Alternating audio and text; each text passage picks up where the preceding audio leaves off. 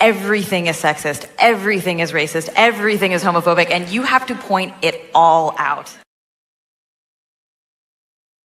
Take control. Take control of your city. If you think I'm here to play around with y'all, God damn it, I'm not. All right. You want me on that wall. You need me on that wall.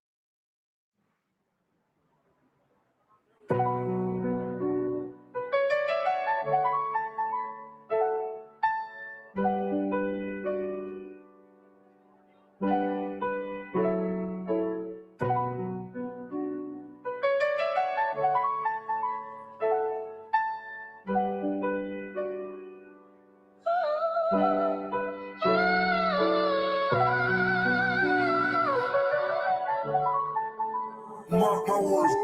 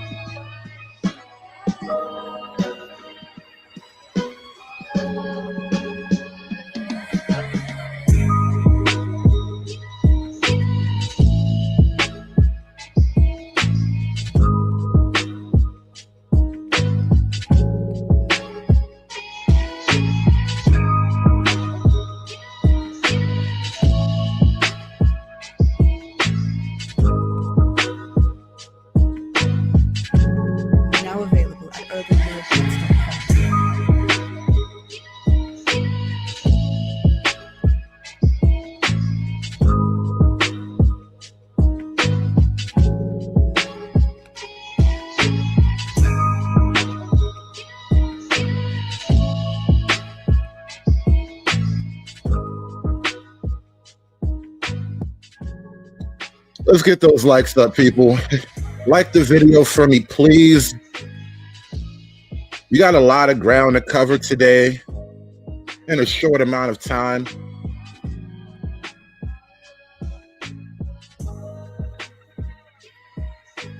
Honestly, man, this Somali thing is national. We have a national Somali fraud problem. It's almost like every single one of them is stealing something.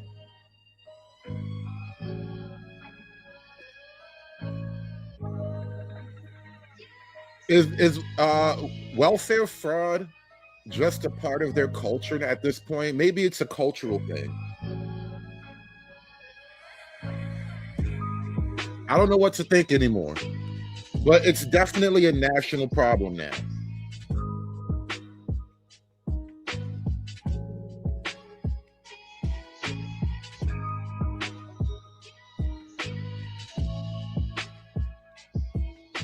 They all got to go back, y'all. They all got to go back. Even the good ones.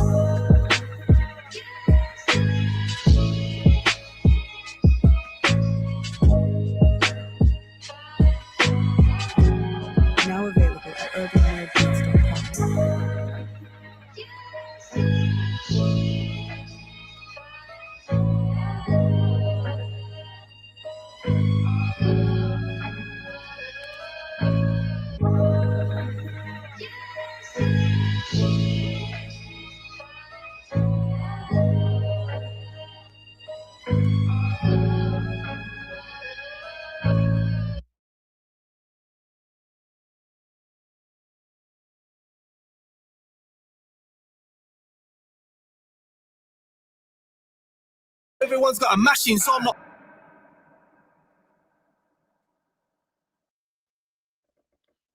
Shout out to the Door Brothers. Dropped another banger. It's all downhill after that shit, though. I'm just really proud to be an ally. I feel privileged to be able to stand with.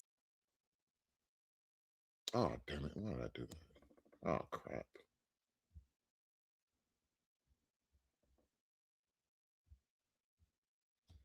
My bad. Technical difficulties, y'all.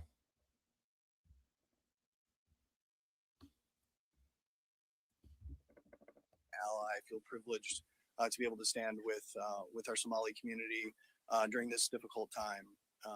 As Saeed said, the Somali community, the refugee community, the immigrant community represent the best of who we are as Green Bay residents, but also as Americans.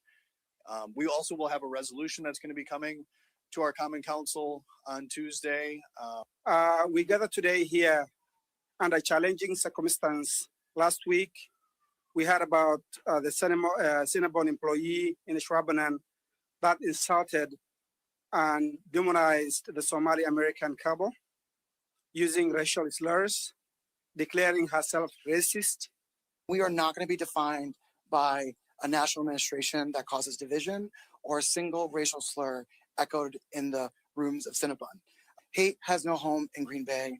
We are going to work desperately hard to ensure that no matter language you speak or who you love, how you identify or how you showed up here, that we are going to make we're going to make Green Bay home for you. There's another part of that declaration that I think we need to remember today, and that is that all men are created equal. So it is offensive. I'm offended for all of those students to hear this divisive rhetoric. And I am sorry that you have had to listen to this, all of those students who've had to listen to this. And it deeply hurts me to see the hurt that this has caused to Saeed and the work that Kamza does to serve immigrants and refugees right here in Green Bay. Their organization does incredible work. And when we have this divisive rhetoric at the national level, targeting our brothers and sisters, that is the human cost. And I'm going to tell you that we will not stand for that. Not here in Green Bay. We will not stand for it. Over the past weeks, we've witnessed disturbing acts of hate directed at Somali and Muslim community members, from the harassment of Somali women in a Green Bay city nearby. This incident was painful, not only for the couple involved, but for every immigrant, every Muslim, and every person who has ever felt targeted for simply being who they are. Somali immigrant and refugee families across Green Bay who are living with a level of danger, fear, and hostility that is absolutely unacceptable.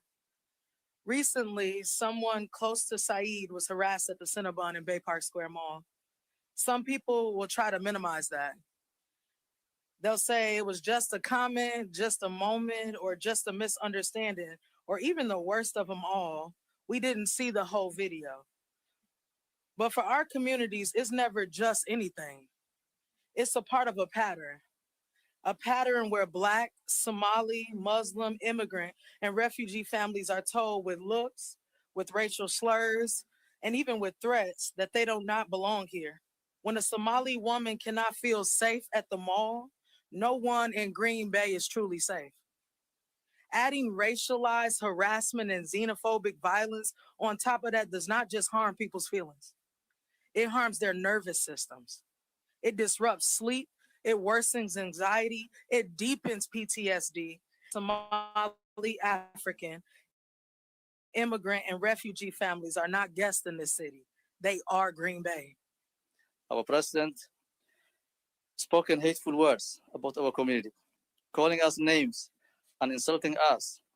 This kind of hate speech has no place in our society. We are the backbone of this nation's growth. We work hard, serve our neighbors, and help build this country just like everyone else. Tonight, I stand in full solidarity of our Somali American and Muslim neighbors and all other immigrant communities, because an attack on one of these communities is an attack on all of us. Today, I stand in solidarity with our Somali, our immigrant, and our refugee communities, whose contributions enrich our Northeast Wisconsin community. To our Somali immigrant and refugee neighbors, we see you, we stand with you. Yes, they absolutely did have a gigantic press conference about the Cinnabon bombing incident. And now we have a little bit more video. Here's some 911 audio. Hello, County 911. Hey, I'm here at the Bay Park Square. Okay. I was just here at the Cinnabon store. I was just buying a Cinnabon rolls, and the lady working over there started harassing me and my wife. What happened? Over her car, she's reading and all that stuff. So is there a way you can send a cab, so we can go to report? Yeah. So what happened? So she was harassing you, but what? Like we were just buying a Cinnabon rolls from her, and my wife asked if like she can add an extra caramel. You could feel her face from the beginning. She didn't want to serve for us, but she was doing it like. She was okay. And then when my wife asked her, she was like, "Oh yeah, you see me. I'm having a difficulty squeezing the bottle. You can see it. Of course, you can see through the witchcraft you are wearing, like you said in her scarf." And when we start trying to confront her, tell her like what has to do witchcraft with what she's reading, The Cinnabon bombing was like 9/11 for American Somalis. It really was, Where were you when the N bombs fell on the Cinnabon? Where were you? And she started going on us and calling me and going from there and acting like crazy. Okay. All right. Like my wife put up her phone and started kind of recording her in the end. Okay. Oh shit! They're building a tower. All right. Was it ever physical? They're building a tower. Was it ever physical? Was it what? Did she ever put her hands on you or your wife? Put it in her hand on us? Yes. Did she hit you or did she touch you at No, all? no. Okay. She threatened Okay. on us that she knows our face and all that, and she was you could see through the video too, like she was grabbing the cuffs and she was not throwing it, but she was like, I'm gonna throw it in your face if you don't get the f out here and all that stuff. Okay. Are you waiting outside or where are you waiting? No, we are in the mall right now. We're talking to the security in the mall. Okay. Are you at the security office or where are you? No, we will be in the food court area. Okay. And what makes it even better is the police actually showed up. The way you treated us, I'm here. Do you know why I'm here? No. That's a good video I just saw. Yeah. The way you treated those customers. They treated me like at So first. give me your side of the story so I know what's going on. They came here and harassed me. I have Okay. PTSD. They knew exactly that I was ill. It's not the first time. It's not the second time. Okay. So What do you don't mean? try to come at me and when they threatened me. Yeah, I didn't come at you. So tell me what's going on. What else is going on? Why did they do to you? I don't know. They started threatening me. I don't know. How I did have they no start idea. threatening I have you? no idea.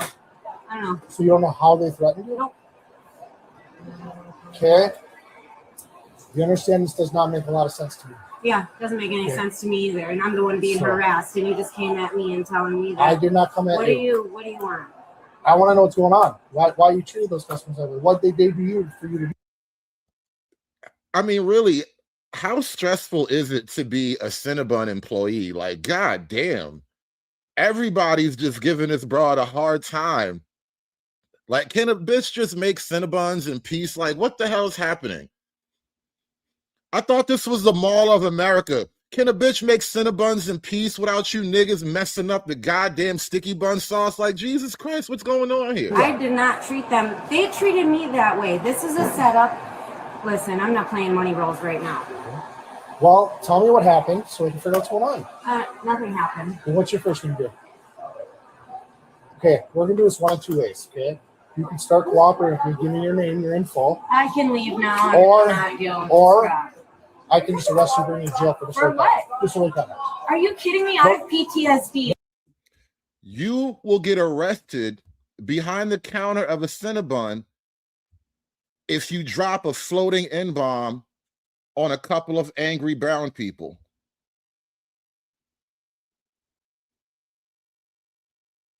That's it. That's the tweet. Can a nigga live? Can a nigga live? Please. And they came to With what I harass saw me. on the video, I have hands down. My enough name is evidence. Chris. That's all I'm asking for at this moment. Cooperate with me, it'll be easy. Don't cooperate with me, it will be difficult. Am I clear? No. Yes. Okay. Crystal, how do you spell it? Treated them the way you treat them in the I video. have no idea. They What started happened? threatening me. All they said was that something about because the other two girls came and harassed me. And then I have no idea. I have no idea. What other two girls? There was two girls previous to them. But so they didn't harass you previously? Two other girls did? Yes. Do you understand that's not fair to treat them that way when they didn't I harass didn't you? treat them anyway. Do you have the beginning of this before they started recording? I'm trying to get that from you, but you won't tell me. There's no beginning. That's the thing, because you have 2 against 1 now. So No, there's I nothing don't. that happened. You threatened Explain to me what happened. to take me to jail. You really did just automatically threaten this broad. Like, basically, harsh words were exchanged between people, and now somebody has to go to jail. And of course, because this is America, land of the free, home of the brave, the fragile, skinny white woman has to go to jail because, you know, it's only right. Why would we arrest these funny-looking brown people? Why would we ever put them in jail in America? Related, because you're being extremely uncooperative with me. Because I'm frustrated. So tell me what happened. That's what I'm asking. I have no idea what happened. How can you not It just know got why you treated that way? boisterous. I didn't listen, Tom. I know that you came because of Tom. Listen, Hanks. Tom. Listen, Tom. I'll have you know, Tom. Those foreigners were harassing me, Tom. And now you come here with your badge and your gun, all big and white, sticking up for these people, Tom. What about me, Tom? Who's going to fight for me, Tom? Who's going to fight for the average random white woman in the Midwest, Tom? I thought that was your fucking job, Tom. Listen, I don't know what to tell you, but I have no idea what happened. I'm the one being harassed. Okay, here's the deal, okay? I have the mall's getting a copy of the video. Great. Then Corporations getting a copy of the video. Great. I can quit. So just so you know. Great. I don't need to I don't know here. what those two want done yet. Okay, if they want you arrested, I haven't done anything you're to going them. to get arrested. You can't threaten me. If they want you arrested, is that how the law works? If they want you arrested, do we really give out in passes now? And not for nothing, as a representative of the Black American community, I do not co-sign Somalians have a pass over. You do not control who gets an N-word pass, right? As a Black American, if that white woman wants to call you all the hard R's in the world, I will never intervene. I will turn my head and act like I never heard a thing. Hear no evil, see no evil. I don't care. You're a foreigner and you're cosplaying as one of my niggas, and I don't give a shit what these white people do to you no more. I hope they recolonize your land. I hope they take your country back. No. Great. I don't need to I don't know here. what those two want done yet. Okay, if they want you arrested, I haven't done anything you're to going them. to get arrested. You can't threaten me. I'm I not want a threatening lawyer. you. I want a lawyer. That's fine. You can ask for one. I have don't not really done care. a single thing. You So, cannot arrest I will be me back. Yeah. So that's what happened one day at Cinnabon. And I think it's interesting that first we had Shiloh Hendricks, which that was a Midwestern Somali gentleman. And then we had the attack on Cinnabon and all of the fallout behind that.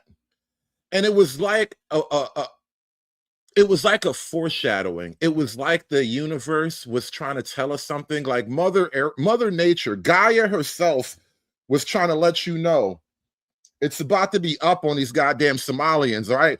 Mother Nature, you know, it wasn't even Mother Nature. It was Uncle Sam. Uncle Sam was letting you know it's about to be up on these goddamn Somalians, all right?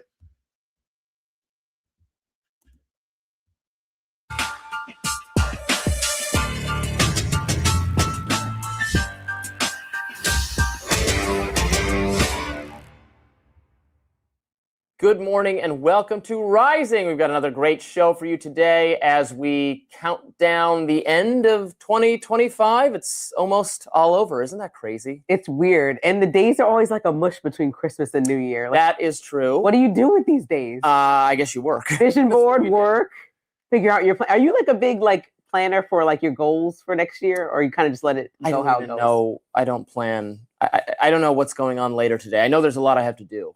I'll find out after Rising. I do one thing at a time. Effectively, not as hard. On again, if it revived its nuclear program. And in 1998, Americans had some predictions.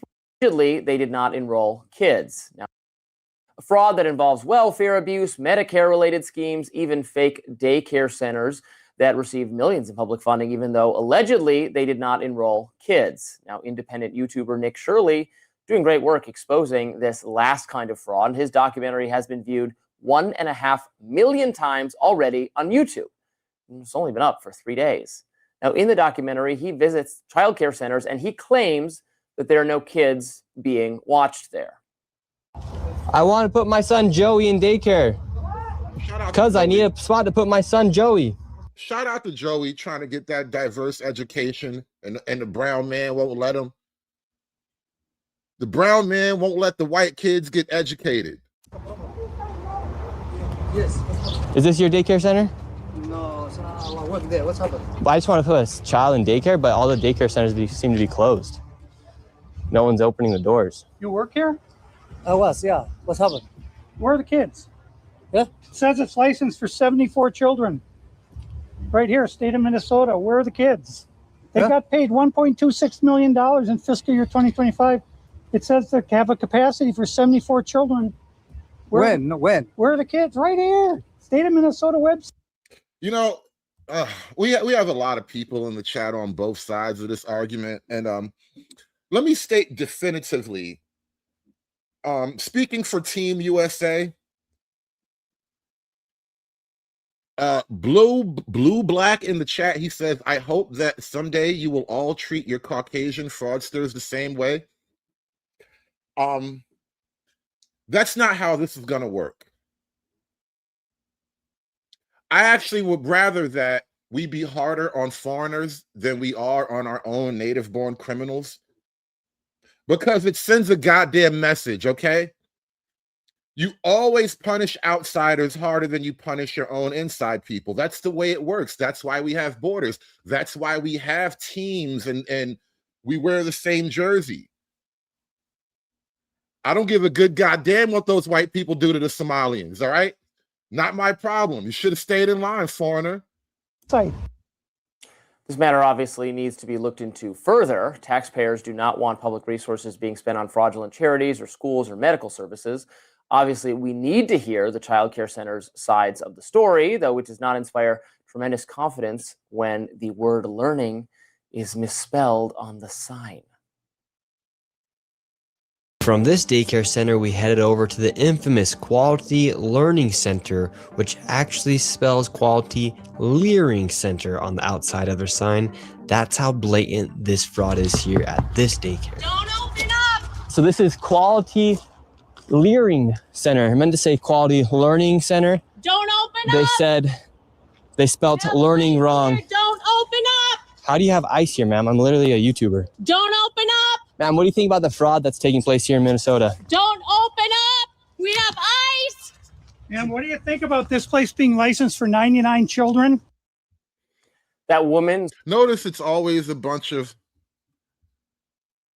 mentally disturbed liberal white women Screaming at Nick Shirley and his associate. The associate, by the way, has an excellent Minnesota accent.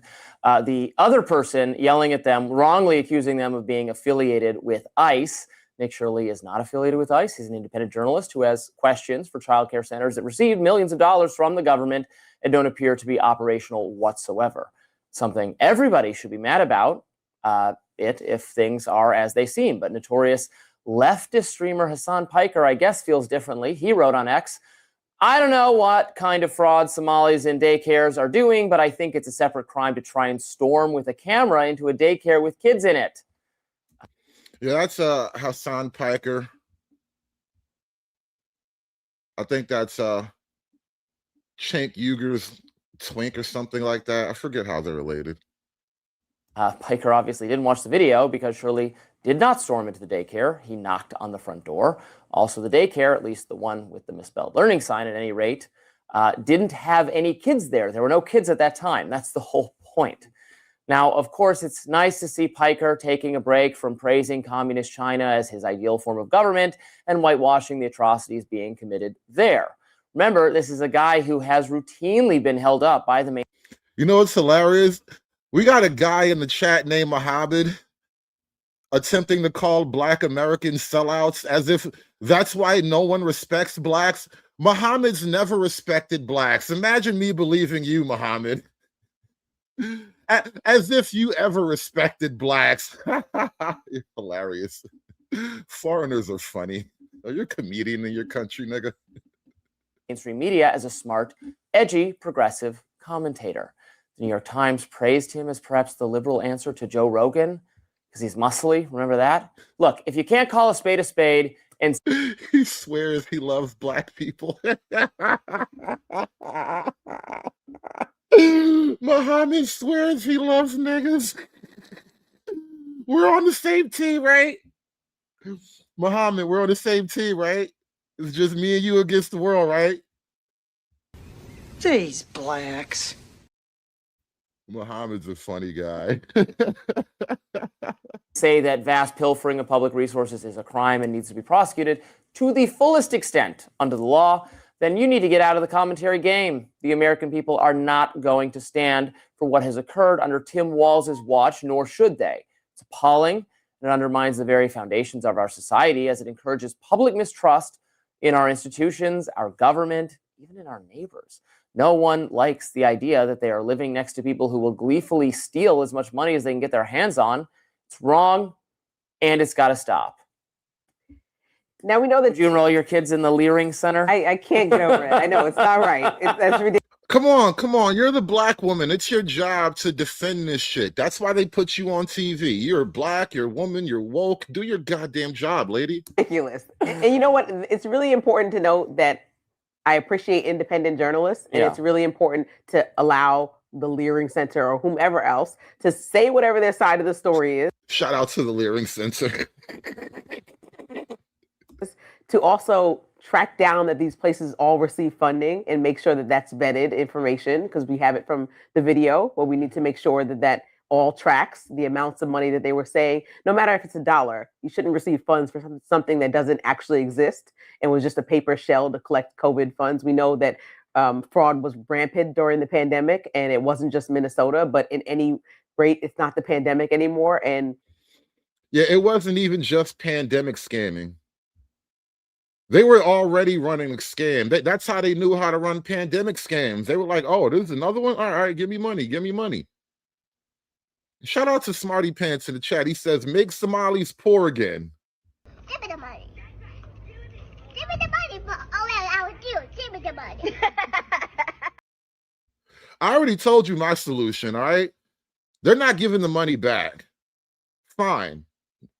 We're just going to bomb Somalia now. If I were in charge, if I were the dictator of America, I don't want $1 back. I'm not even going to ask you for my money back. I'm locking people up and I'm bombing your home country. That's how we get back. That's how I get my money back. we know that Tim Walz has put forward a task force starting on December 12th to look into stuff like this. A lot of people criticize that, saying December 12th, 2025 is way too little too late. What were you doing all this time? I have a different perspective. I'm critical of his response right now in December, but when I think about his response during the pandemic, he says that he was following federal guidelines that loosened a lot of the restrictions around collecting funds, which opened up more opportunities for fraud. So I'll give that leeway to all governors and leaders during the pandemic that were trying to urgently respond to a dire circumstance. But after you hit like 2022, I think states had to really take some autonomy here to gather their resources and figure out what the plan was, because we got a little bit of a hold on the pandemic that was taking us all over by storm, everyone wearing a mask, getting different guidelines and not knowing how to move forward, to a more calm version of COVID where people weren't just, Shut up, black lady. I need you to understand. It's bigger than you think, all right? And there's so many people who want to defend this shit. They're going out of their way. So I'm getting a lot of messages about all of this alleged fraud that's happening in Minnesota because it's my home state. The first message I got was from a friend of mine asking me if I'd seen that video that wackadoodle Nick Shirley did going to that like quick learning center or whatever it's called. And I'm not saying there's not fraud going on in Minnesota. I'm just saying that some of it seems to be from Nick Shirley. So he goes to this learning center. It's a daycare that has taken millions of dollars. He's knocking, nobody's come to the door. But it would seem that he's actually at the back door. So here he is at the front door. It's a restaurant called Abdi's Kitchen. That learning center shut down due to multiple violations, none of which I don't believe had to do with fraud. But he doesn't tell his followers that it's actually a restaurant. So I got a bunch of messages about that. And then I got this comment on Instagram, which is a bad faith question. This guy is MAGA. And there has been a huge I guarantee you there's fraud, even in the restaurant business. We already covered that. You know, one guy will open up a little grocery store, restaurant business or whatever, and then they'll attach, all right, you open up a restaurant and a grocery store, and you get your multiple wives all on welfare, and they do bulk shopping at Costco with their EBT card, and they supply your restaurants and your grocery stores with their welfare card bulk shopping. Game is game, bitch. To think about Somali people as fraudsters. Usually what they're referencing is the Feeding Our Future case. And yes, a lot of Somali people were implicated in that case. But what they conveniently leave out is this woman, Amy Bach. In 2016, she founded the nonprofit Feeding Our Future. And in 2020 is when the fraud began. Amy Bach appears to be a ringleader of the entire Somali scam in Minnesota anyway. Yeah, a white woman. Shocking, right? Shocking. A liberal white woman at the heart, at the epicenter of all of the Somali fraud. Make it stop. Make the hurt stop, please. Like, this was at the beginning of the pandemic. This was during DJT's first term. He completely mishandled the pandemic to the point that he loosened oversight on these kinds of programs, allowing claims to get through unverified. And Feeding Our Future claimed that they were giving thousands of meals to children, and they never did. They pocketed that money to the tune of $240 million. In 2022, during Biden's term, Biden's FBI raided the organization, and the organization shut down. There were 70. Well, Freeman's Journal poses the question, is she really, or is she just a white face to deflect from the thieving inbreds?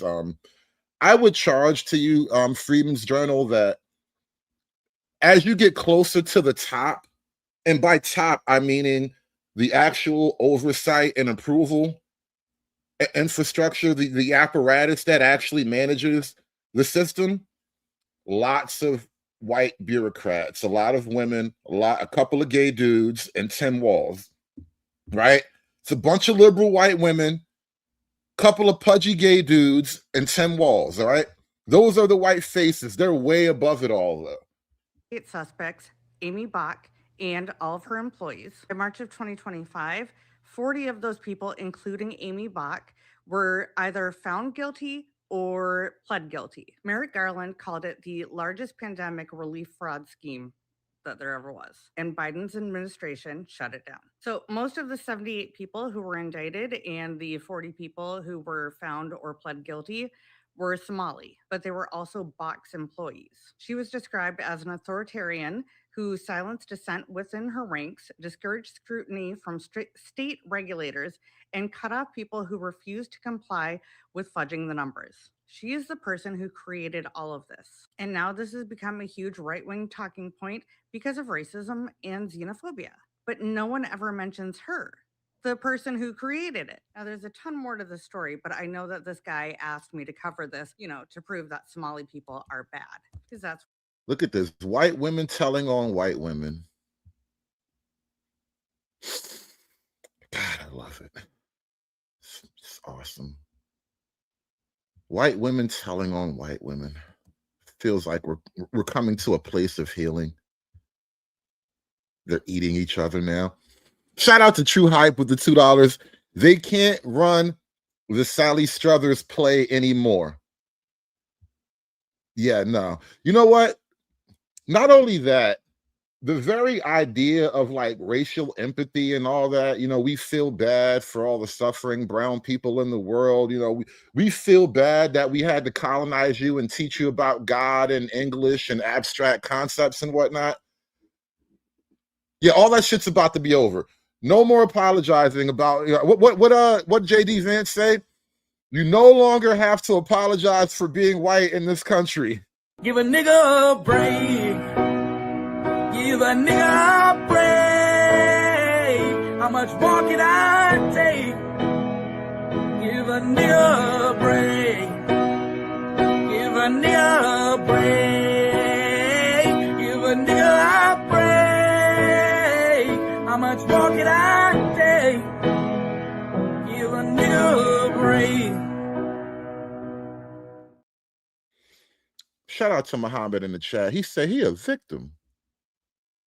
What this admin wants you to think. The reality is every community has bad actors. That is not an indication of a community as a whole. Unless maybe we're talking about some white women like Amy Bach, who actually was only caught because of Somali whistleblowers. They were the ones who dissented, the ones that Bach iced out. Anyway, too long didn't read. There are bad actors everywhere, but in this case, it was a white woman.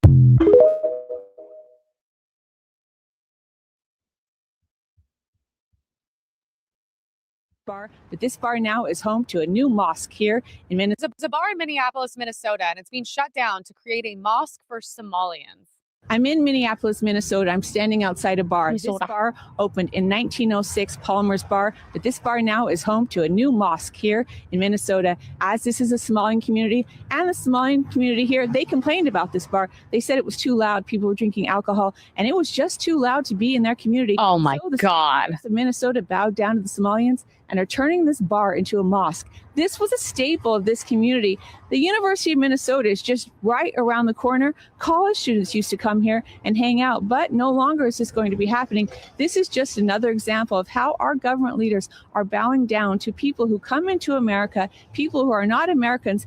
Don't assume. Yeah, why do we cater to them? Fuck them. These cities to become just like their cities in Africa, just like in Somalia. So this bar is no longer here. It's going to be a mosque here in Minneapolis, Minnesota. And this is just one of the things that are happening here in Minnesota. Mosques are popping up everywhere and massive fraud is going on. They're literally just gonna like funnel money through the mosque. Governor Tim Walz. That's like the craziest part about it. I like how they're like, we don't like the noise.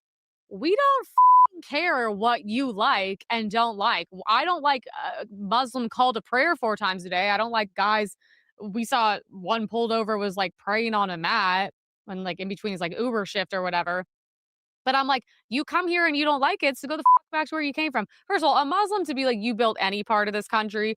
I go, babe, yours aren't built. What do you mean? It's the same thing with the African thing. I'm like, go there. They're all, it's like cement. They even have that. I'm like, baby, yours isn't built. Ours is built, okay? So you're not taking credit for any of this. You're good at the demolition and blowing shit up. We're good at building. Very different things. Why are we catering to Somalians as well? Why are we catering to anyone but Americans? I will never understand. Also, they're complaining about noise. Welcome to America. There's noise. Why don't you go live in the middle of the desert where you belong if you don't like noise? This makes Jim Crow look like Jim Eagle.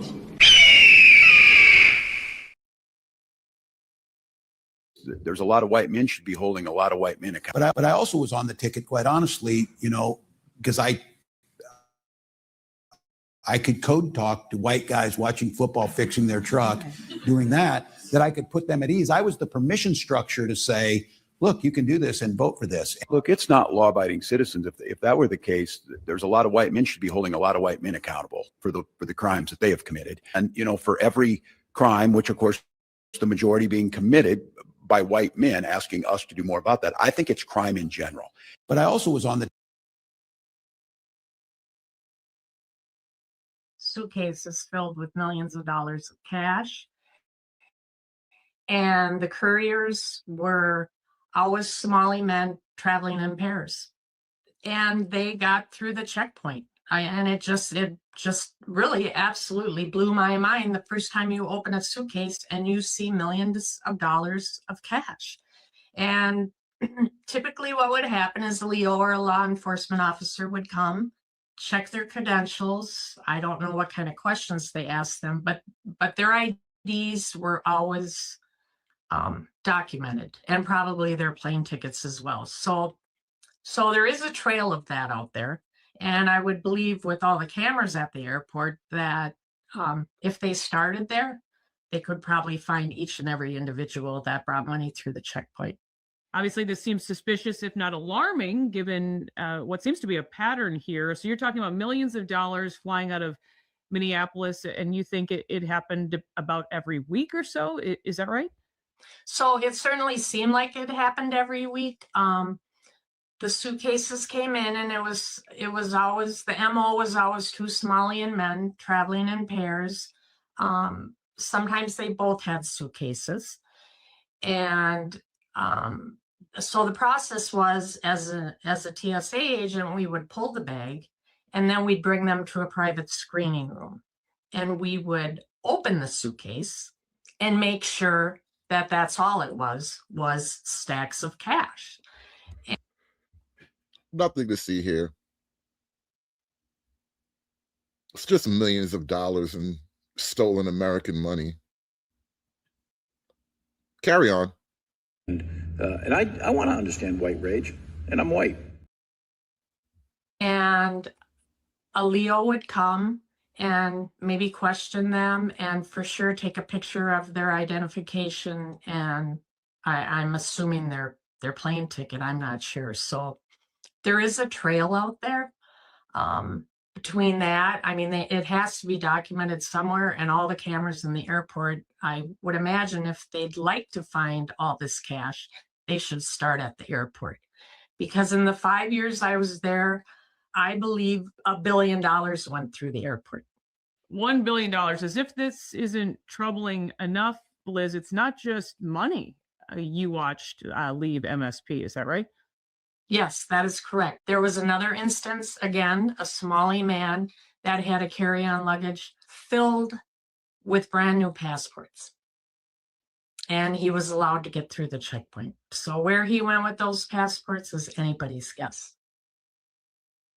This is really incredible to hear. So it sounds like you're raising alarms with your colleagues, but you have to wonder how many people knew about this.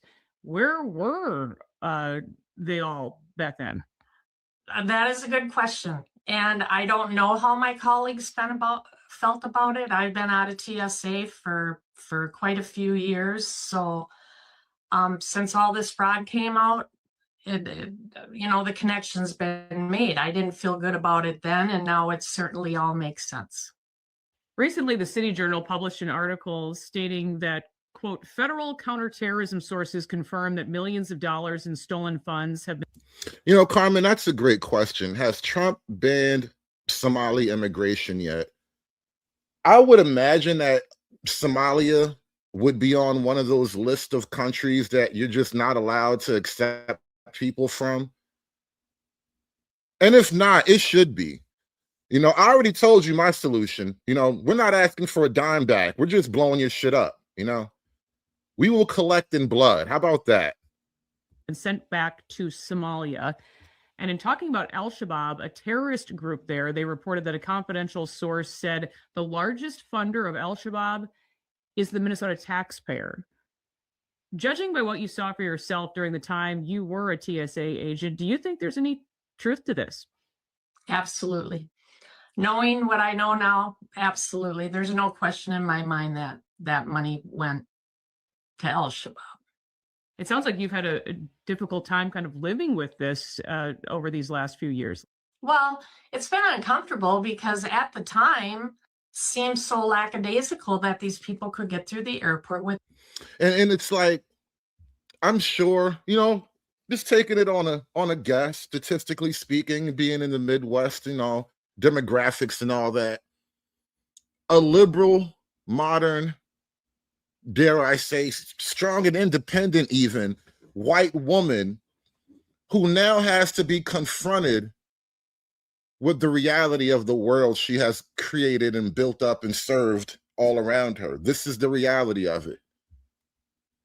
All that cash, time after time after time. It wasn't a one-time thing. You know, at this point, more than a few Minnesotans have told us about suspected fraud. I've heard from state employees, business owners, even a commercial real estate broker who was telling me recently how they've just been bombarded with calls from members of the Somali community looking to rent any kind of office with just an address, just in case they get audited. They're actually openly admitting all of this. It just seems to be playing out, you know, for everyone to see. But even fraud in Minnesota is now making national headlines. It still seems, though, like elected officials aren't really doing anything about it or trying to ignore it. It is so frustrating. It was frustrating when I was a TSA agent, and it's certainly frustrating now watching. Hey, Mountain Man, listen, that's what we're going to talk about in a minute. I've been on air for a little while, and I haven't even gotten beyond Minnesota yet, bro. When I'm telling you it's a national scandal, we need to check all 48 contiguous states, man. I don't think the Somalis have made it to Hawaii or Alaska yet. I mean, you might. There may very well be Somalis in Alaska right now. I mean, God forbid we have Somalis in Alaska right now, but all the other 48 states, you got to check them out, bro, because I've been hearing rumors. I've been hearing rumblings of Somali fraud in places far and wide, high and low, bro. It's crazy what they're doing with the numbers, man. In the state's administration doing what they're doing. You know, Walz and Omar, honestly, they should both resign in shame. Why did you want to come forward and share your story? Because I think Minnesotans need to know that billions of dollars left through the airport. And it was cash. It was literally. I got them plane tickets. I got them plane tickets. I got them plane tickets. Yeah, I got them plane tickets. Suitcases full of cash. So what is your message to our so-called leaders here in Minnesota? That this just should not be allowed to happen. When they come through the airport, they absolutely should not be able to bring suitcases full of cash. Who goes with millions of dollars in a suitcase week after week, time after time, year? Somali ballers, bro. That's who does it.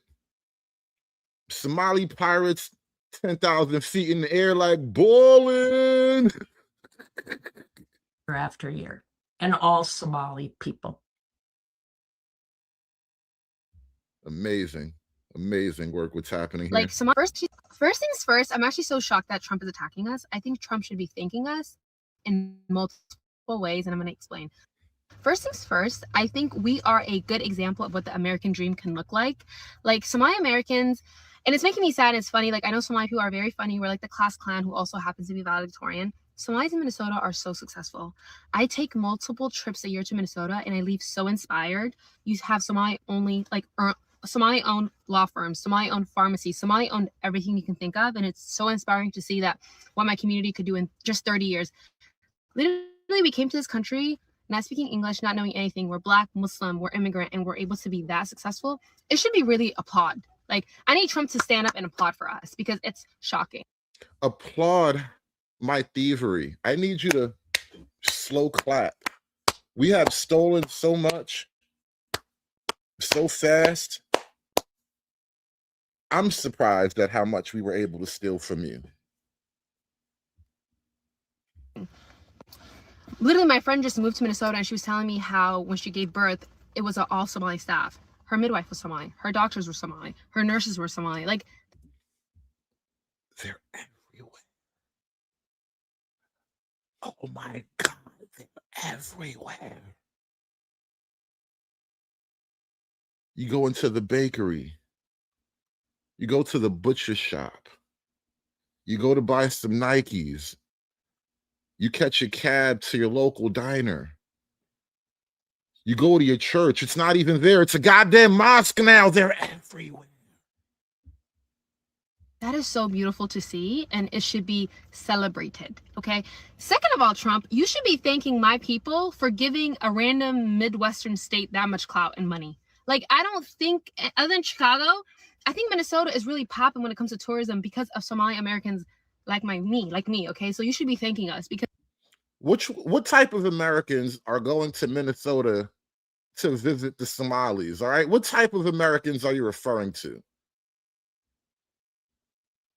Minnesota would have been nothing if Somalis didn't move there. Like, if we're being honest, like, we have made that state pop, and we have. She said, you guys were nothing without us. Wallahi. She really said Minnesota ain't shit without Wallahi. Made it beautiful for the rest of the world. So you should thank us, and if you want, you can donate Minnesota to the great country of Somalia. Like, I think it's a nice trade-off. And last but not least, I'm so happy that people are discovering how funny, witty Somali people are. We're very confident.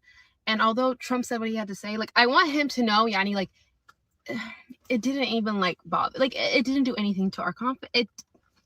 We've heard everything you've said before. People always make fun of Somalia, da-da-da. But I still think I'm better than everyone. Like, God has made me Somali Muhammad. Like, I'm okay. I still think I'm better than everyone. Like, God has made me Somali Muhammad. Like, I'm okay. But I still think I'm better than everyone. Like, God has made me Somali Muhammad. Like, I'm okay. But I still think I'm better than everyone. Like, God has made me Somali Muhammad. Like, I'm okay. I'm okay. On top of that,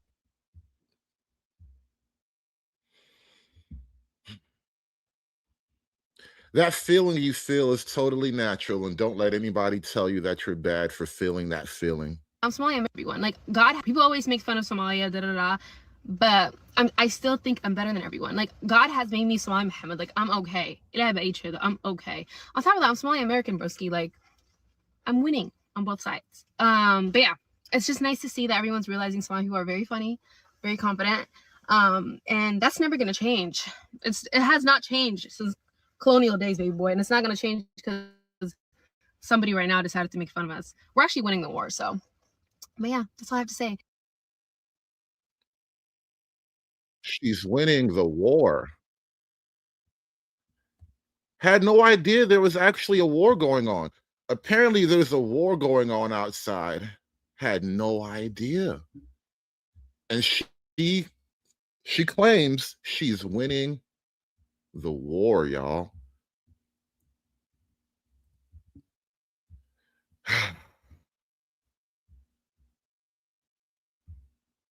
Did you guys know there was a war going on?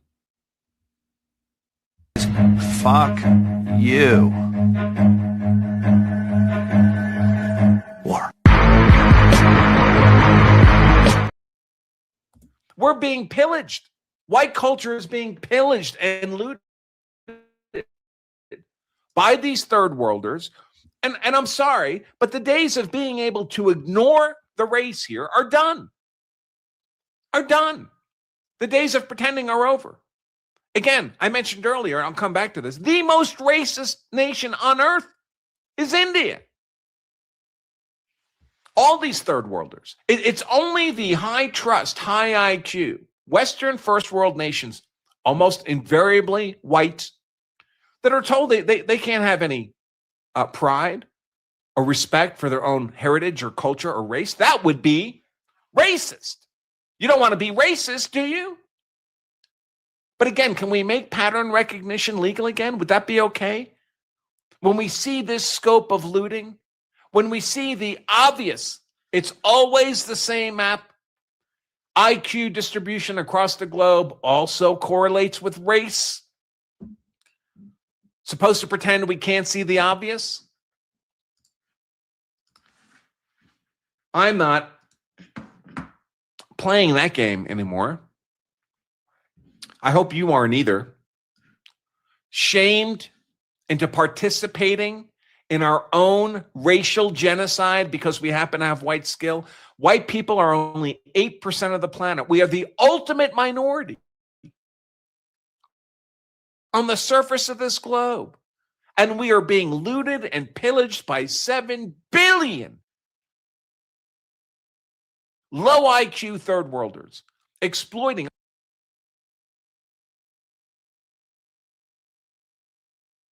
our high IQ, high trust generosity. Like it's just bags of money on the floor for them to pick up and run back home to Somalia with. And that's exactly what they're doing. And that's what we're allowing to be done. And if we notice, we run the risk of being called racist. Being called racist.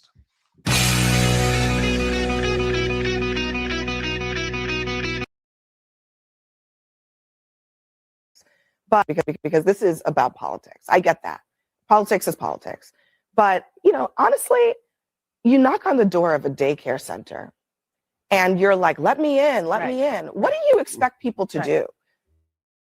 You know, in some of those cases, there were children in there. What do you want people to do in that situation? Open the door and say, come on in, when they know that the Somali community... I played the entirety of that Nick Shirley video, and we didn't even hear children playing. You know, in some of those cases, there were children in there. What do you want people to do in that situation? Open the door and say, come on in, when they know that the Somali community is under attack, is being threatened every single day? What is going on here? Because this is about politics. Look, it's not law-abiding citizens. If that were the case, there's a lot of white men should be holding a lot of white men accountable for the crimes that they have committed. I think for the community to maybe educate their population, because I think what you're seeing here is there's secondary victims in this, that there's providers inside the community that are then victimizing the community themselves by signing them up. Because when we're going to some of these people, they're like, I had no idea I was in this program. So I think it's asking us then, you know, for every crime, which of course the majority being committed by white men, asking us to do more about that. I think it's crime in general. And I think the biggest thing on this is just making sure that we're educating the population. And again, this is 80 people or so that have been convicted in this, maybe some more in that, out of a broader ring. Medicaid fraud will stretch across all racial demographics, all ethnic groups. So I think it's really important for us to note each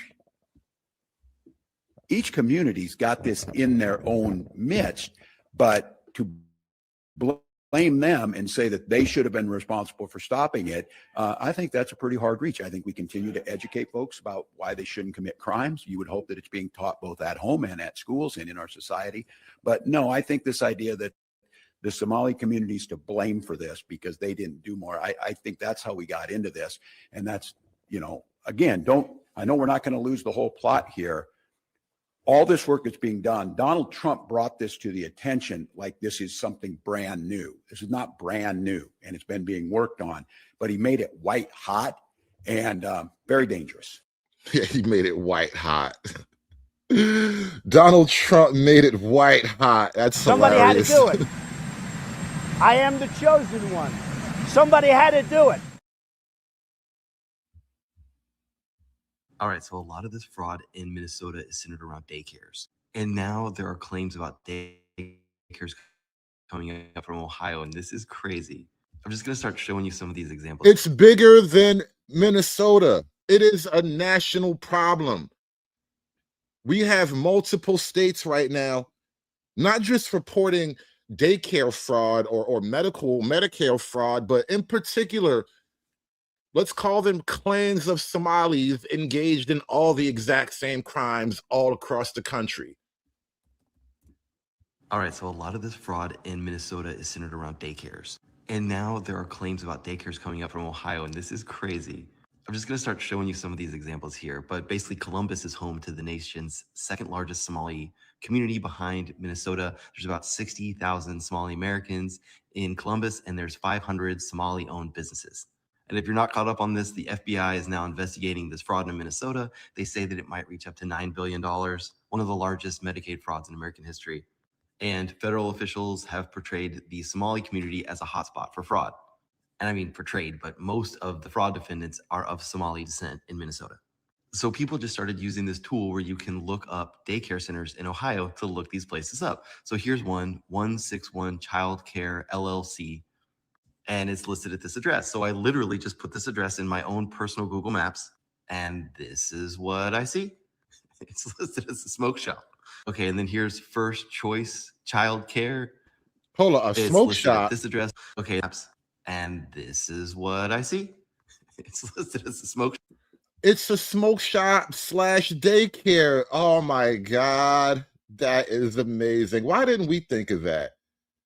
They need to put those in the community.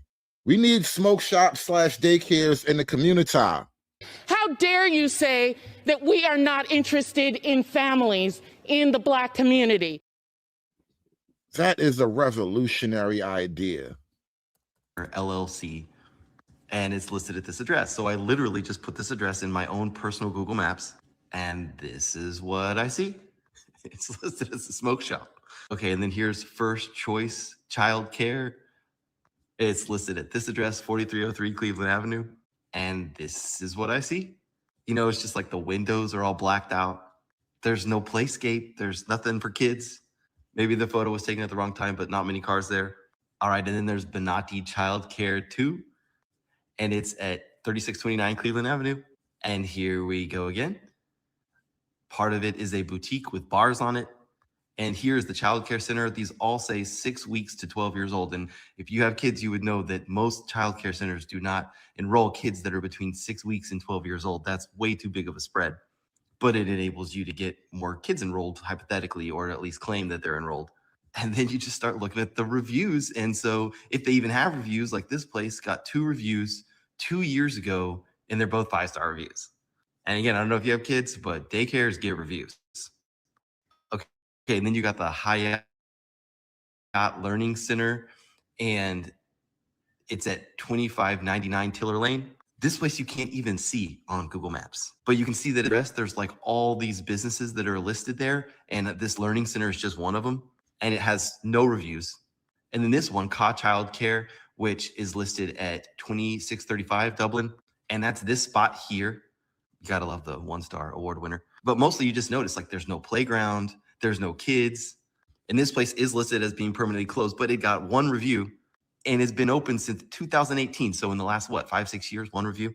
And it gets spicier because there is this Congressperson Ismail Mohammed, who's of Somali descent, who is receiving campaign donations from these daycare centers, Star Zone Daycare, Bright Kids Academy. All right, so here is Bright Kids Academy. We get the classic blacked out windows again. No reviews. Here is the Star Zone Daycare here. Again, blacked out windows, no cars, no playground. They do have a few reviews, and this lady said it's a joke. The teachers are not trained and are basically women that bring their kids to the center, and this is going to come back. Here's another one that donated to his campaign, Primo One Daycare. Again, classic, no cars, blacked out windows. And they had the wherewithal to put up these, nice looking photos, but again, no reviews. And here's this one, Rise Up Daycare, which is in this place. Again, classic, no playground. They say that they've enrolled 71 kids, which means they're getting reimbursed for, more kids. But when they were actually inspected, there was hardly any kids in the building. So yeah, it looks like the same scheme that's been used in Minnesota likely seems like it's going on in Ohio.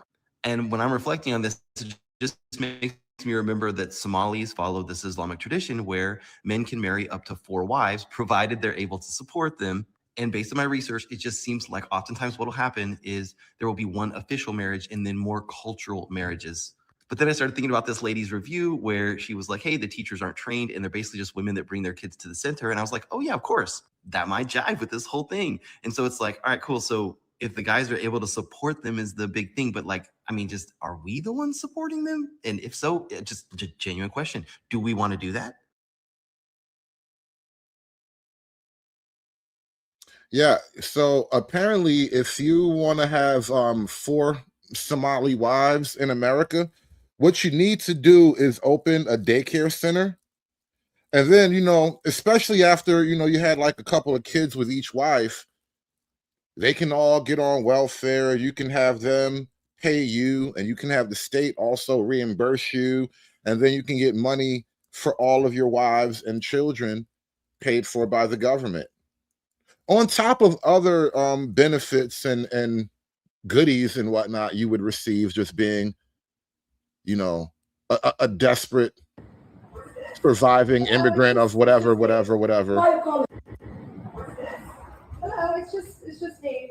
Why are you calling? Not outside. No. Just like Nick Shirley, white people in Minnesota are now running up on Somali daycares. They are running up on the Somali scams now, y'all. Shout out to Nick Shirley.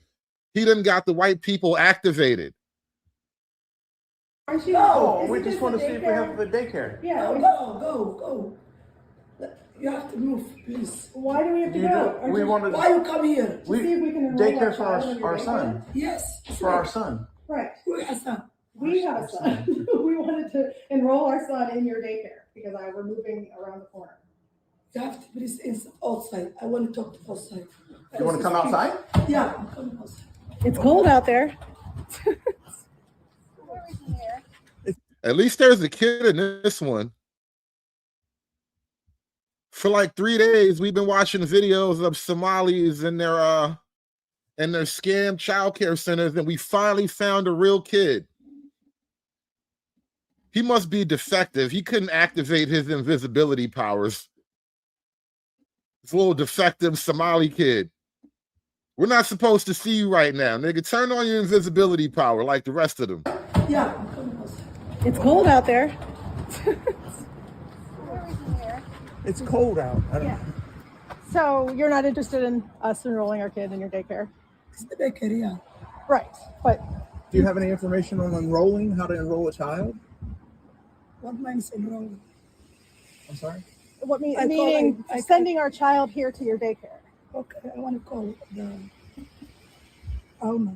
She just asked what means enroll. What means enrolling? I'm sorry. What meaning sending our child here to your daycare? Okay, I want to call the Alma. It's kind of cold out here. Because it's kiddies, it's not like.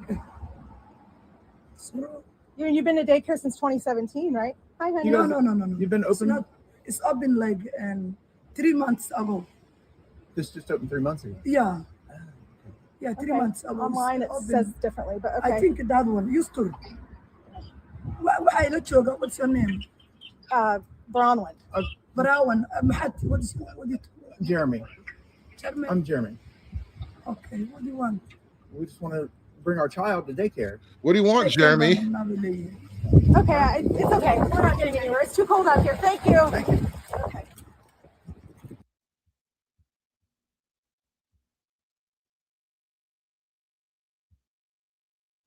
Apparently, they're running these scams everywhere.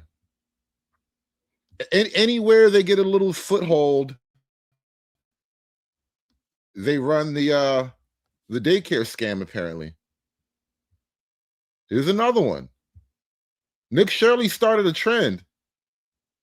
There's a question. How do you enroll? How do you enroll your children here? You can't do that? No kids? So how can I enroll my children? It says you get public money through. God, imagine letting her watch your children.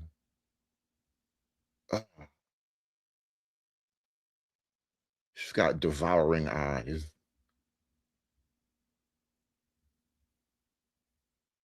Hit that like button from me, y'all. Support the show. Support the show. We are not funded by government fraud money.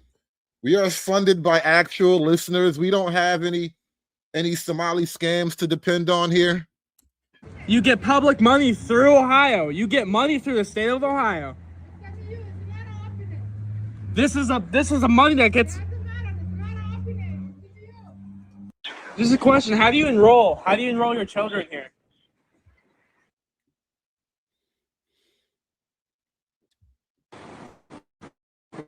As you can see, it does not look like a child care center at all. It is locked. It says it's open. There's a little desk right there, but the ceiling's all falling out and stuff like that. And if you come around back, you'll see that. And as you can see, it does not look like a child.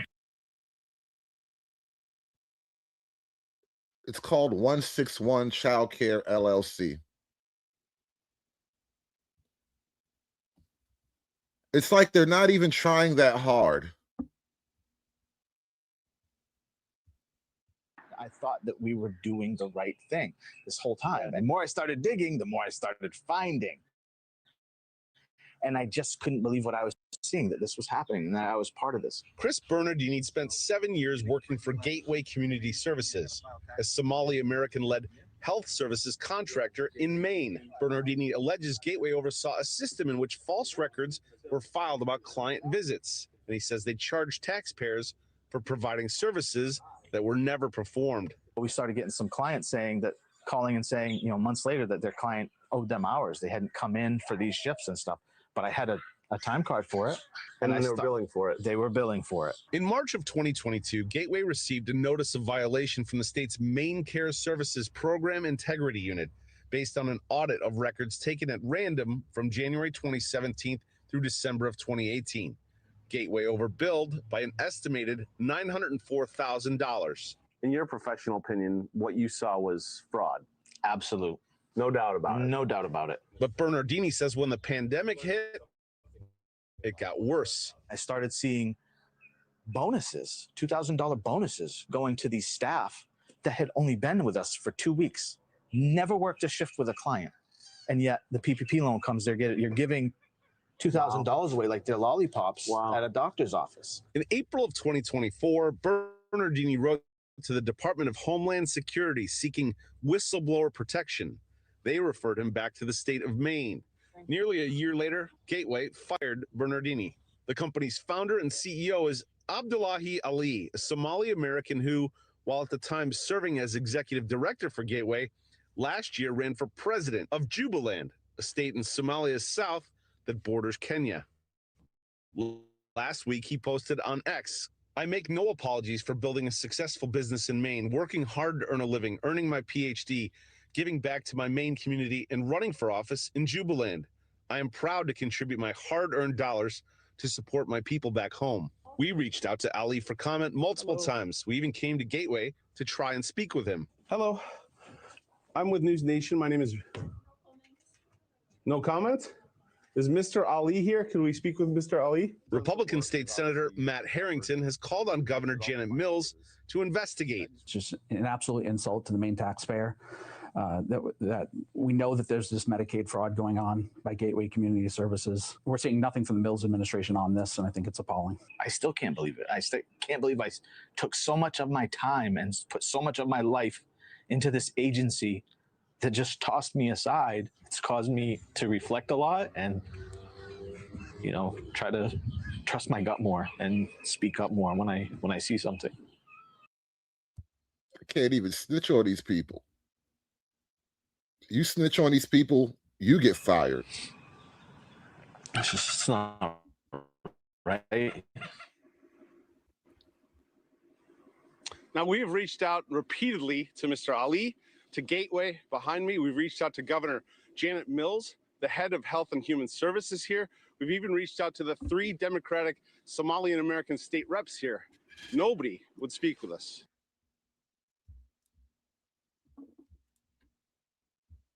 So a Somali American politician here in Maine, Abdullahi Ali, has placed a murder bounty on a journalist for reporting a fraud scandal for millions of dollars involving MaineCare. No wonder fucking MaineCare in taxes are so expensive here. It's being funneled back to Somalia. And they're openly putting murder bounties on people reporting it. Is this the kind of diversity we wanted here in Maine? Are you fucking liberals happy? So a Somali American. Some new developments now in the state's investigation of Gateway Community Services. That is an agency that serves immigrants in southern Maine. The Department of Health and Human Services has now temporarily suspended payment to that agency. And the move means state investigators are looking into what they believe to be a credible allegation of fraud. Specifically, that Gateway had been billed for services it did not provide and billing for services that MaineCare does not cover. The notice of that suspension is one of 3 new documents we received from the DHHS yesterday. Number 2 is the results of the 3rd audit of the agency. We told you earlier this month that 2 prior audits found Gateway had overbilled MaineCare by a combined total of more than $660,000. This latest one covers March 1st of 2021 to December 31st of 2022. It found MaineCare overpaid Gateway by more than $1 million during that time. DHHS also confirmed how much MaineCare paid Gateway between 2019 and 2024, between $4 to $5 million each year, so a total of more than $28 million. This 3rd audit, by the way, falls within that time frame. In the report, auditors told Gateway, quote, "We have already audited you twice, already penalized you, already educated you, and the same problems continue." Now, apparently, someone called one of these daycares, doing a bit of investigative journalism. Hello? Hello? Hi. Who is this? Oh, this is Tom from Massachusetts. I was told to call you guys. What do you want? Oh, I was told that you guys run a daycare. No. Oh, your number was listed. I'm moving up to Lewiston, Auburn area. No, I'm not standing. I'm not have English so much. Oh, is this Jijo Muhammad? Yeah. Yeah. It says that under the phone number that you guys have a daycare, and I was wondering how much you guys charge. Wait one. Yeah, I'm here. Okay, wait. Stop it, my son. My son? My son. Bahala pa kami sabihin. What you said? Hello there. Oh, Hello? Hello. I was just calling to see how much. My wife and I are moving to Lewiston and Lisbon, and you guys were listed as a daycare, and I just wanted to see how much you guys charge. Daycare. الماء يهاينين. No, أنا هاد المهم هاي جوا شخينا وين. Oh, she doesn't do that right now. Okay, it says Jijo Muhammad. I was trying to find a daycare, and it had you guys listed. But she's currently not doing that right now. Maybe I have the wrong. Is this 77 Rideout Ave in Lewiston?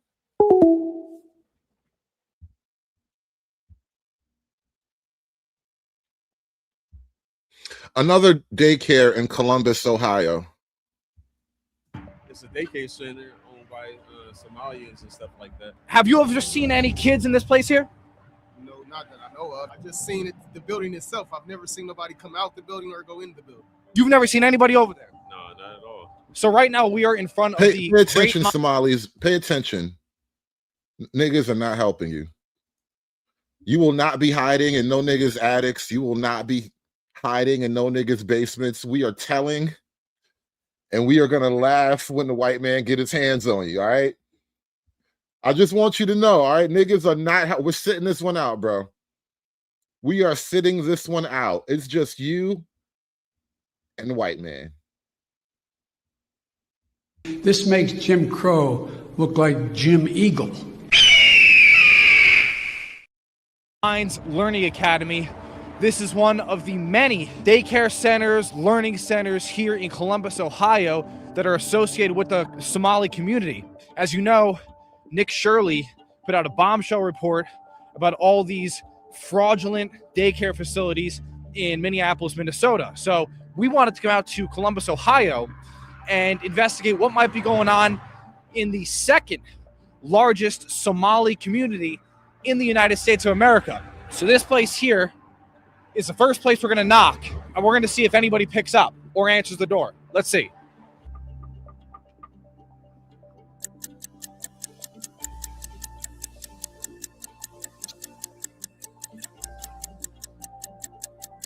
So it's locked. We're ringing the doorbell here. Knocking on the door. Nobody's picking up. So we're not sure what the hell's going on here, but we're gonna get out of here. Now there's somebody over there.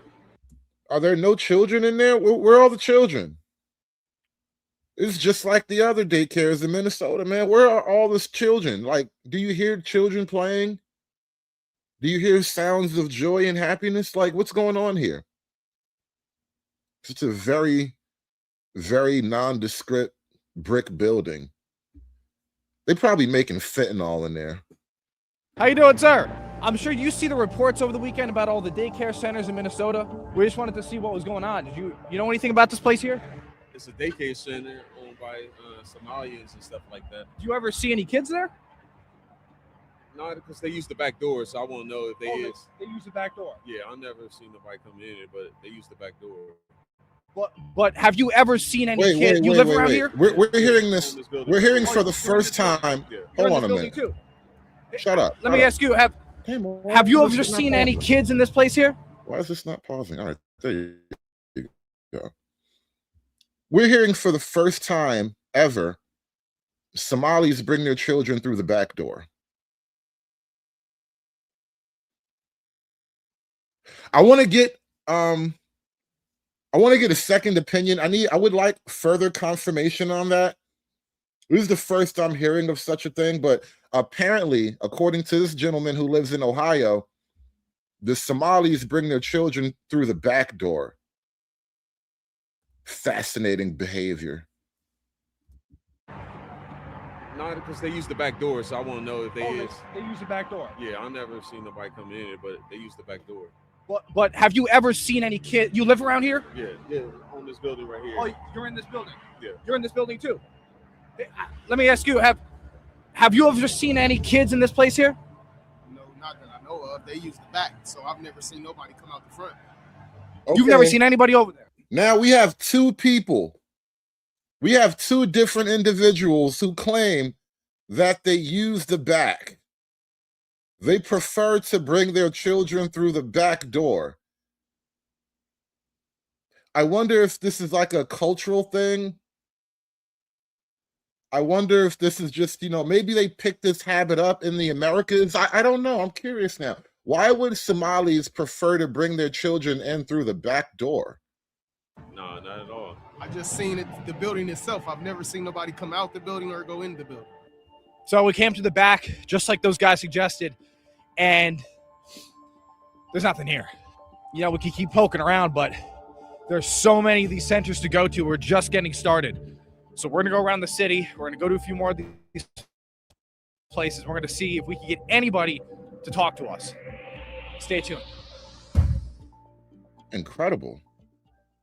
Backdoor babies. I've heard it all now. Amazing. Beautiful culture. There is some credible allegation of fraud. The big accusations is that Gateway was billing for services they did not provide and billing for services that Maine Care does not cover. Now, this suspension is one of 3 new documents we received from DHHS. The second one is the result of a third separate audit. We told you earlier this month that 2 prior DHHS audits found that Gateway had overbilled Maine Care by a combination of $660,000. Now, this third latest audit covers March 1, December 2021 to December 31st, 2022. In that third audit, it found that Gateway overbilled Maine Care by more than $1 million during that time period. DHHS also confirmed to us how much Maine Care paid Gateway between the years of 2019 and 2020. Is money being sent to people in non-governmental organizations that are defrauding us. They're defrauding us because they are not providing the services that they claim to. Apparently, this is live. The Republicans in Maine are pissed right now. Provide. They are defrauding us because they are personally gaining wealth from our tax dollars without doing the work they claim to do. We know that Gateway Community Services was found to have over $800,000 in fraudulent billing. We know that the money from the Lewiston tragedy didn't go to families of survivors. And now, just like Minnesota and Ohio, whose fraud is numbering in the billions of dollars at this time, that this $800,000 can only be the tip of the iceberg of what's really happening here in Maine. Our constituents are struggling to pay their electric bills. They wonder if they can even think of going on a family vacation this year. And look, now they have a new tax on streaming services, on simple paint for their house. Their budgets are pressed and they can't take any more. And they especially can't take money being continually wasted. It's time for a full-throated, hold back nothing investigation into these organizations and for all involved. The people of Maine are demanding accountability for the money that they send to Augusta every single day, and we are here to stand up for them. Thank you, and Senator Stewart will speak. So I'll round it out here, and then we'll open it up for some questions. But the last couple of things I want to say, 2 F's come to mind. The first being fraud by design. This wasn't an accident. This didn't just happen. It's a system that's designed by the left for people in their social circles. It starts all the way at the top of the federal government with the Obama administration, promulgated even more by the Biden administration. It runs down to the states, to governors across the country, including Governors Walz and Governor Mills. And even at the local level, you see the bad actors, you read the headlines, you see what's happening right here in Maine, certainly in Minnesota, and I would agree with what's been said so far that this is just the tip of the iceberg, folks. The other F is financial Armageddon. That's what we're heading for.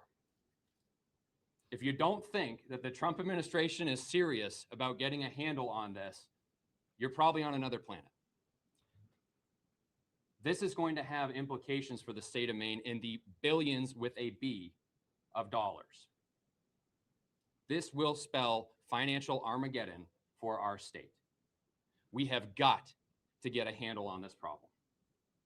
This shouldn't be a Republican or Democrat issue, but there are some models out there that do work really well that we should be looking for to address this problem. There are some states that are getting it right. The playbook has already been written. We could copy and bring to Maine if there is the gumption of my friends on the political left to do just that and to start tearing away at the system that they created for themselves by design. There's one last F I'll mention too, which is this word, failure. We will not accept it. We will not accept the failure that leads to the financial Armageddon of our state. We will continue to ring this bell, but more importantly, the folks that are involved in this, they ought to be praying that we don't win the legislature back here in about 10 months. Because if we do, we will hold every single person that is involved in this scheme and in this fraud accountable down to the last penny. That is a promise from the Republican leaders. That is a promise from everybody that is running on the ticket to be a Republican in the next legislature, and we will not stop. We will not fail. With that, I'm happy to answer any questions. We'll keep it to this topic here as we are limited on time. Thank you. Yep. I have an F word that needs to be addressed, and it's fear. What are we doing for the whistleblowers? They need to be protected. This is something that honestly, I think sunlight is the best disinfectant. If those folks are seeking to come forward, they should, but also recognize that there is likely risk with this level of corruption that exists within any sort of system, but certainly in government. But the best thing that those folks can do is let their name be known, because if it is, it'll be obvious if they lose their job why that happened. So when you lose your funding, like your federal food program, after you testify, would that be something I could get help with? We'll be sure to touch base with you after this. Yeah, absolutely. Any other questions? Okay. Yep.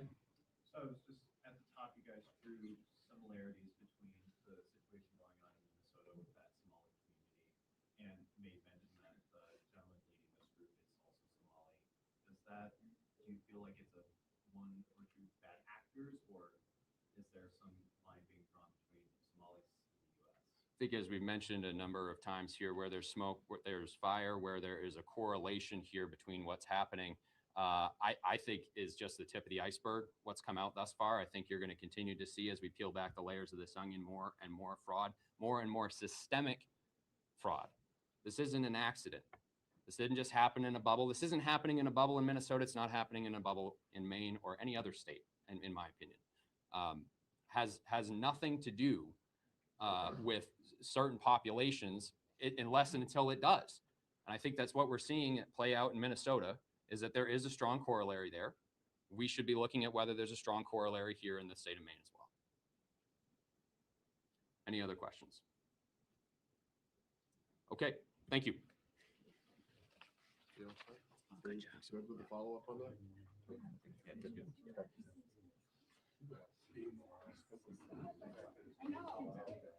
Yeah. Not bad. How was Merry Christmas? You weren't plugged in.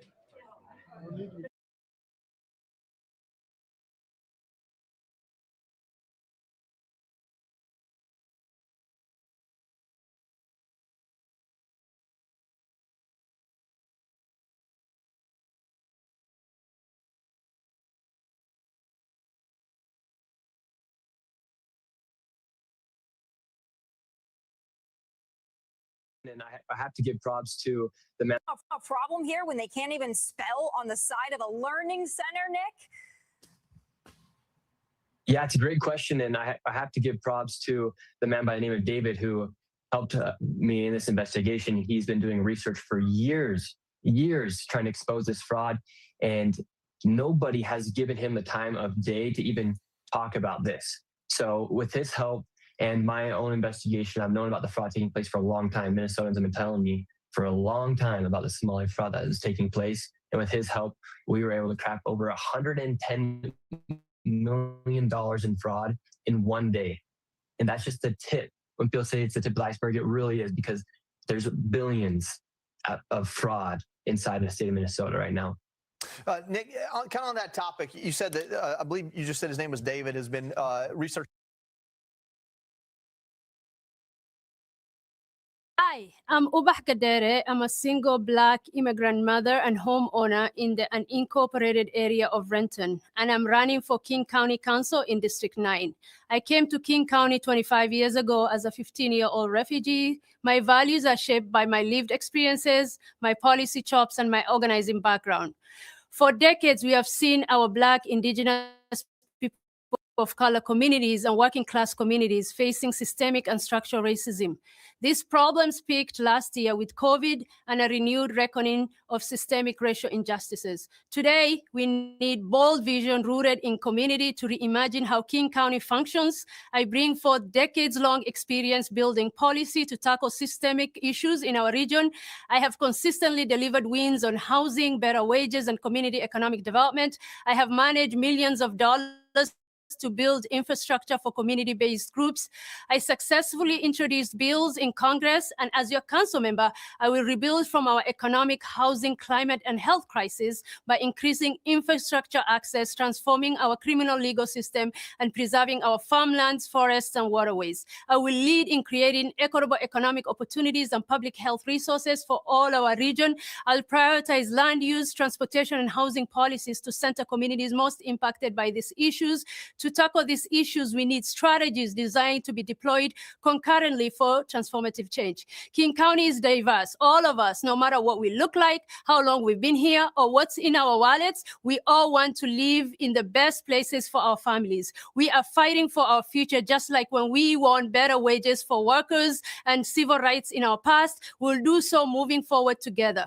To achieve justice, we must be transparent in our values and actions. My aim is to build a movement that will hold me accountable to my constituents. Therefore, please vote UBAH for King County Council District 9.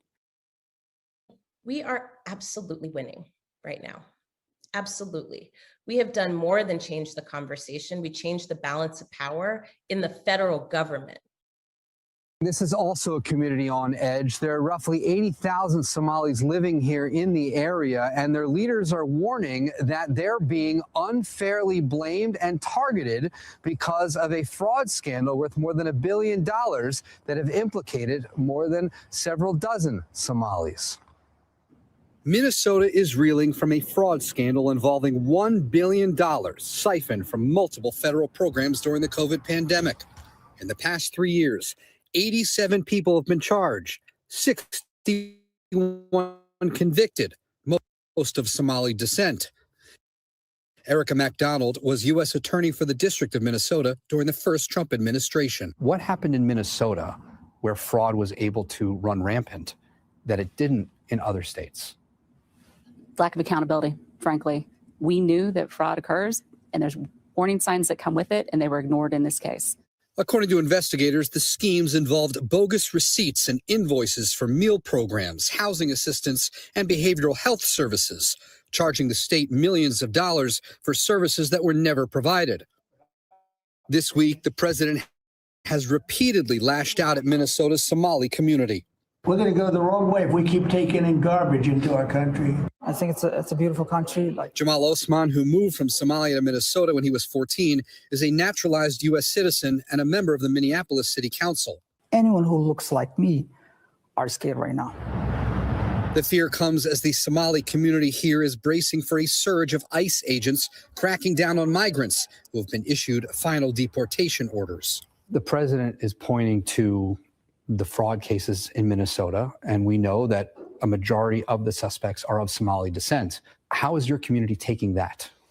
Well, my community is upset. Yes, people commit crimes, but the entire community should not be blamed based on what some individuals did. Republicans on a House Oversight Committee in Washington are also announcing in a news release their own investigation into the fraud and whether some of that money, stolen money, could have made its way to terrorists overseas. I spoke with several federal investigators. They say there's no evidence that happened. Instead, they say, Nate, that the fraudsters pocketed the money for their own use, bought cars, trips, diamonds, and so much more. It's just deeper than we all thought it was. I really don't have to say that much. So these individuals tried to report the fraud that was happening in Ohio, and then eventually came to me to say that we're watching providers rubber stamp paperwork for home health. So in Ohio, and there's many states like this, Pennsylvania and other states too, where you can go in and you can say, my aging parent needs a home health care and I want to provide it. So the state will, as long as the doctor has approved it, continue to pay you. It could be for 10 hours, 12 hours, up to 24 when it's critical care. So you could sit at home without caring for an elderly parent who really doesn't need it, make about $75,000 to $90,000 a year. Now you add two parents, that's $180,000. Now you add your in-laws, $250,000. You continue to add this and you wonder, what are the services being provided? So a lot of providers came and said, fraud is occurring because we said we weren't going to rubber stamp this paperwork. So they went to other providers. Their home healthcare network saying, we'll make it worth your while. Well, sounds like a kickback to me. So we really need to investigate the Medicaid system and how much it's increased since the Somalian population came and who really needs critical care, because that's meant for our disabled, our elderly, and people who really need it, not to just live off our system. And that's what's happening in Ohio. I think it's ridiculous. I think it's despicable. But authorities are now looking at it from the Attorney General's office to the U.S. Attorney's office. I flagged them all because this is Ohio tax dollars and we have to take it seriously. I'm tired of people telling me, well, this is the way it's always been. It's subjective and we can't really check. No, you can. Audit America, audit Ohio now. And I'm pushing for that in every single state. The Department of Health and Human Services has stopped payments to Gateway Community Services. This after a third audit has been released showing overpayments of more than $1 million. Gateway Community Services is a nonprofit that provides healthcare services to immigrants in the Poland and Lewiston areas. The newly released audit from 2021 and 2022, as we've been reporting between 2015 and 2018, the nonprofit was overpaid more than $600,000. Those audits have been done by DHHS. State Auditor Matt Dunlap saying the nonprofit will be included in the statewide audit, which will be released coming up in March. Also regarding the investigation into Gateway Community Services, State Rep Decca Delac and the nonprofit was named in a letter from U.S. House Oversight Committee Chairman James Comer earlier this week. Comer writing to the Treasury Department requesting suspicious activity reports relevant to the investigation into hundreds of millions of dollars of social services fraud.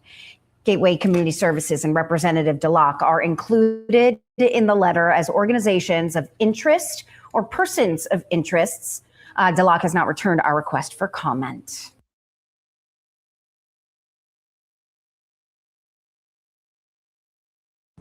What would you say to Nick Shirley? What would you say to Nick Shirley, the YouTuber, if he was standing in front of you I have right nothing now? against him himself, but I do have something against the rhetoric. It's if you're gonna be a journalist, just have a moral compass. Like, do what you do correctly. If you catch business that are fraud, no one here is with that, or like we don't support that as a community. I don't support that myself. I was born and raised here. I'm not for fraud. Like the notion that, hey, a certain batch of Somalis got caught, so all of them support it. It's like, no one, if in any community, any mishaps that happen, the rest of the community obviously doesn't want that to happen. It's a stain on all of our names, as you guys can see. We don't want that to happen. We don't take part in that. We don't like that. We don't want that in our communities. But just to say, hey, a certain company got caught, so they must all do it, and I feel like that's what he's doing. I'm not a fan. 2 to 10 p.m. may not be your typical daycare hours, so can you explain why it is that you operate during these hours? The reason for that is we're after school hours. So most of our clients, not most of our clients, all of our clients is after school hours. So schools, earliest dismissal would be 2:15 to 2:30ish, and the latest dismissal would be up to like 4:30ish, 4:40ish. So that's when our kids come to us. We don't have anyone in the morning. We deal with only parents and clients that come to us after school. So that's why ours are 2 to 10 p.m. If we try to do, once again, I'd like to conclude, the YouTuber that was making the claims, you were here earlier today. I came here at 1 o'clock. You were here. Where are you now? You claim we're closed. You claim we're fraud. Where are you? Why are you not here right now? It's like you're trying to put out a certain message about a certain group. I'm not gonna make that claim. I don't want to make that claim without me knowing him personally, but that's what it seems like he's doing from his front. Where are you right now? He was here earlier. He was recording us. We had no issue with it. We told him, hey, just get off our property. You can record. Now he's not here.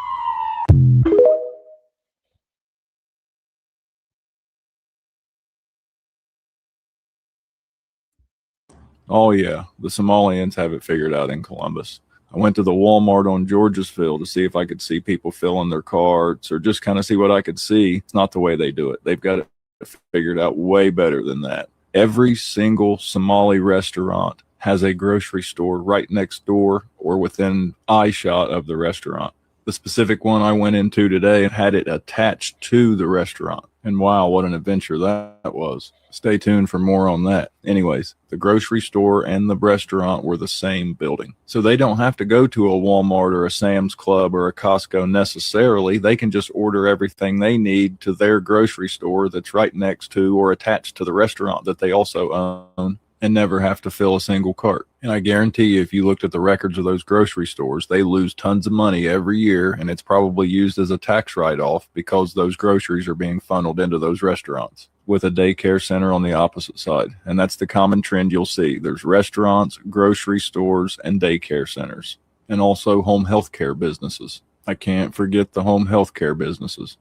Nakia was absolutely right. And the reason for the daycare centers, I found out while I was at Walmart. 3/4 of the workers I saw working in Walmart, especially the cashiers, were Somali women. You got to figure, if you have 2 or 3 wives that you don't have to claim, these women can go work at Walmart full time for $15 an hour and still qualify for food stamps as long as they have a couple kids, which you can guarantee you they at least have 2 kids.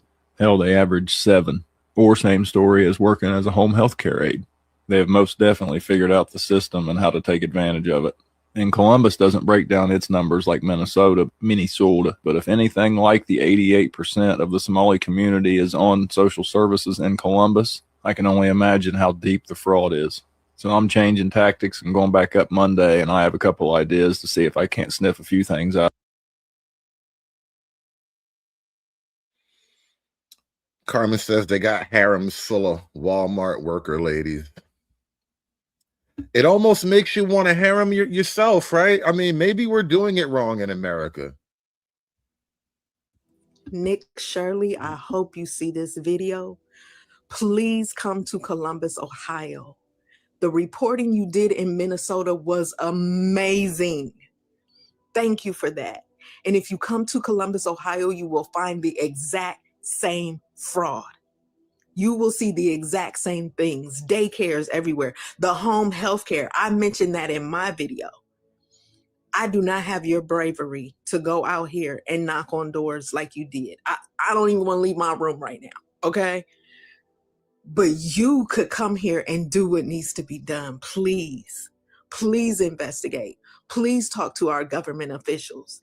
And you see how the police escorted you out of that building? The Columbus police are on the same take, I am sure. Allegedly. Let me say allegedly before I got the Columbus police coming after me, as well as the Somalis. It's a lot. In the meantime, please come here and investigate. You will find the exact same things. And the rest of the country needs to know that it is real. Thank you for all you are doing. And please, please, please stay safe.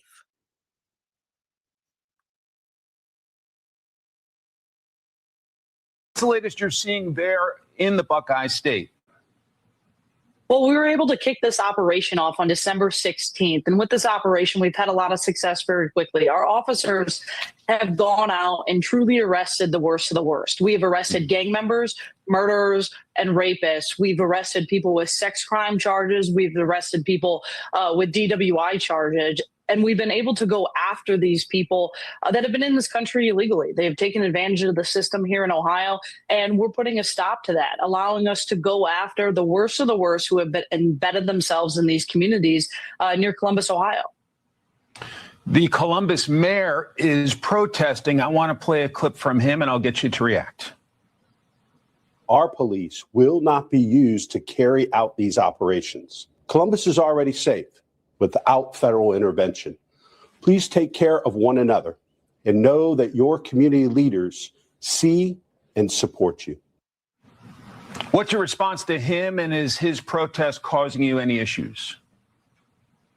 Well, look, we will continue to go into cities no matter if the locals want to work with us or not. Sanctuary cities policies, leaders who don't want to work with ICE is not going to deter ICE from doing our job. We want to walk beside law enforcement officers to allow them to go after the worst of the worst, the people that have been wreaking havoc in their communities. Now, if the city of Columbus doesn't work with us, well, that's not going to stop us from going in and removing these criminals who have wreaked havoc on the American people for far too long.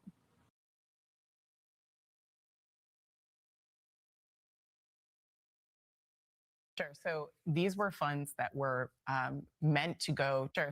So these were funds that were meant to go to help feed hungry people during the COVID pandemic, to help keep people in their homes who were at risk of homelessness. So first of all, if there is fraud there, that should be fully investigated, no matter where it is, whether it's in a Democratic-led state, a Republican-led state. I mean, let's pull back. So absolutely, it should be investigated. The question is, why is this a priority in a different kind of way? The politicization of the DOJ and the FBI is undeniable. So whether they are reliable narrators is the big question. And this is what happens when you weaponize and politicize federal agencies that are not meant to be, politicized. And I think the American people are right to ask the question, well, can we trust you? And that's a sad thing to say as an American. Let's recall, too, that there's also other scandals in other states. For example, the Mississippi welfare scandal. And this is not unique to politics. Americans know that. But of course, the other factor here is that because it looks like the Somali population in Minnesota, the Somali immigrant population may have been involved in some way, those people are being scapegoated, and that community is being scapegoated in a way that certainly serves the far right. It's the white man's fault, y'all.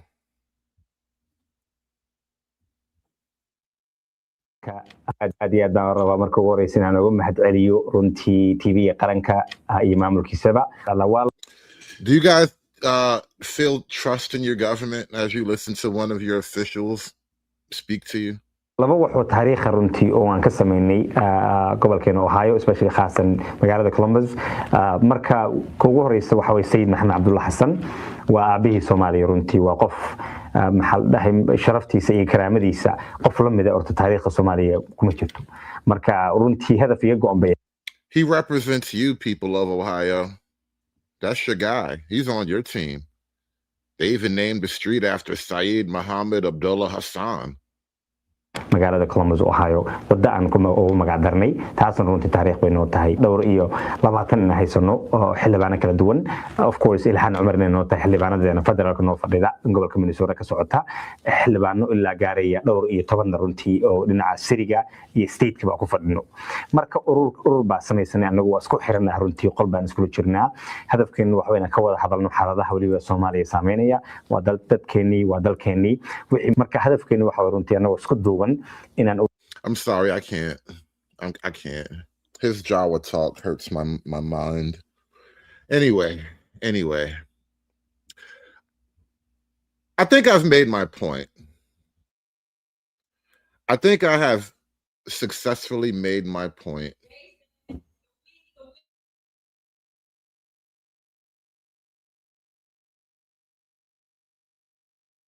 We're going to wrap this one up here. Shout out to all the Somali pirates robbing the entire welfare system.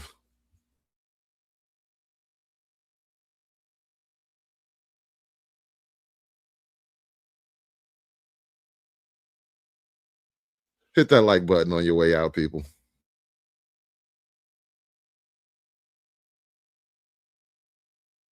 Aspiring to be patriarchs like what white men have, that isn't freedom. That isn't going to help anybody. It's certainly not going to help Black people. It's done. It's done. It's done. It's done. It's done. It's done.